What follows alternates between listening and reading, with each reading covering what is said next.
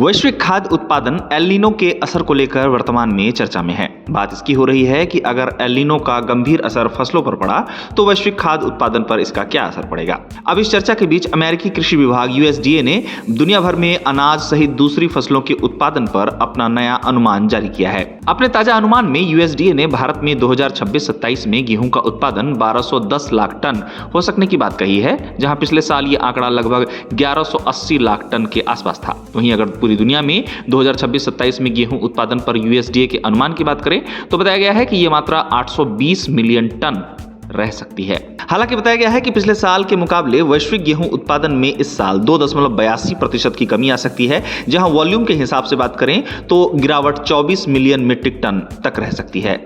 यहां आपको बता दें कि दुनिया में गेहूं के उत्पादन को लेकर जारी किया गया ये अनुमान जुलाई 2027 तक की समय अवधि के लिए है। साथ ही बताया गया है कि इस साल पूरी दुनिया में 215 मिलियन हेक्टेयर भूमि में गेहूं की बुआई हो सकती है, जहां भारत को लेकर यूएसडीए ने अपने ताजा अनुमान में कहा है कि भारत का गेहूं उत्पादन 2026-27 में रिकॉर्ड स्तर पर पहुंच सकता है। यूएसडीए की रिपोर्ट में चावल उत्पादन को लेकर भी अनुमान जाहिर किया गया है, जहां इसमें बताया गया है कि 2026-27 में 150 मिलियन टन चावल का उत्पादन हो सकता है, जो 2024-25 के उत्पादन स्तर के बराबर है, जबकि 2025-26 का शुरुआती अनुमान 154 मिलियन टन था। इस तरह यूएसडीए के ताजा अनुमान के मुताबिक आगामी सीजन में भारत में गेहूं, तिलहन और कपास उत्पादन में मजबूती देखने को मिल सकती है, जबकि चावल और कुल अनाज उत्पादन उच्च स्तर पर बने रहने की संभावना है। आपको बता दें कि अमेरिकी कृषि विभाग यूएसडीए द्वारा जुलाई अनुमान में जून के मुकाबले कोई बदलाव नहीं किया गया है। गौरतलब है कि भारत में चावल के साथ ही गेहूं का उत्पादन भी लगातार आगे बढ़ रहा है। भारत में वर्ष 2026-27 के दौरान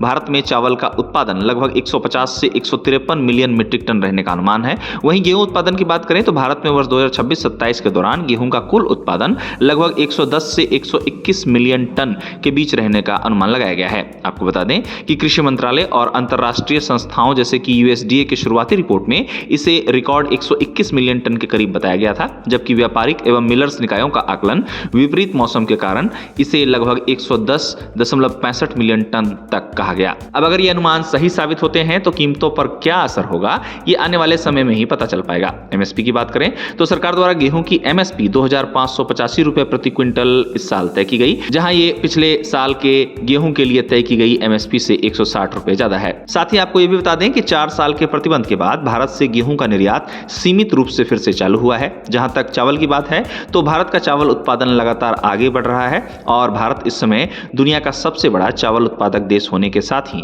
दुनिया का सबसे बड़ा चावल निर्यातक देश भी है।